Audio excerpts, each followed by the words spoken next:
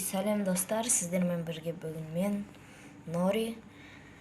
Бүгін мен осы видеода атқора соғамын. Бұлайша айтқанда соғып қойдым, қазір туториалын көрсетемін.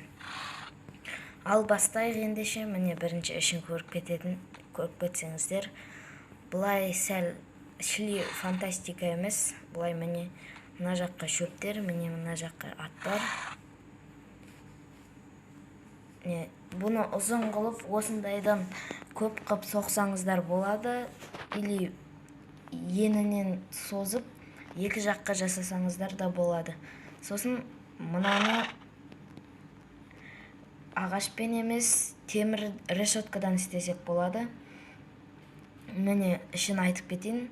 5 блок, сосын 6-шы блокта 1 блок қоямыз, 5 блок, 6-шы блокта 1 блок. 5 блок, мына жақта 6 блок болып кетті. Сәл-сәл ол өйткені мен атым, енді сәл үлкен болу керек қой енді. Міне мына жақ сәл кеңдеу, өйткені аттың денесін суытуға, бұлайша айтқанда кейін. Міне осылай есіктерін қақ орталарына қойып қоямыз. Міне осындай ұзындықта. Қазір түнгі көпті сыртын көрсететін боламын. Міне. Осындай төрт бұрышты, ешқандай терезесіз.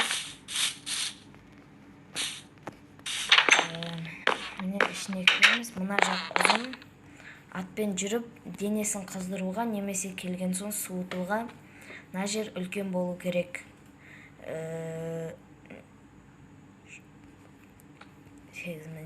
Мына жақта 8 блок бар екен.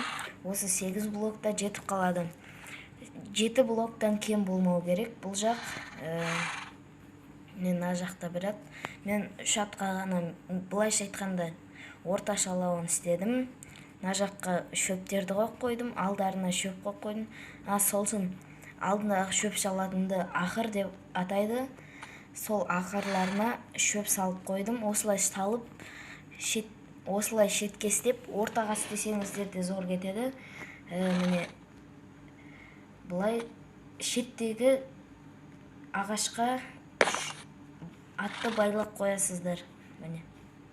Сау болыңдар достар, видео аяқталды.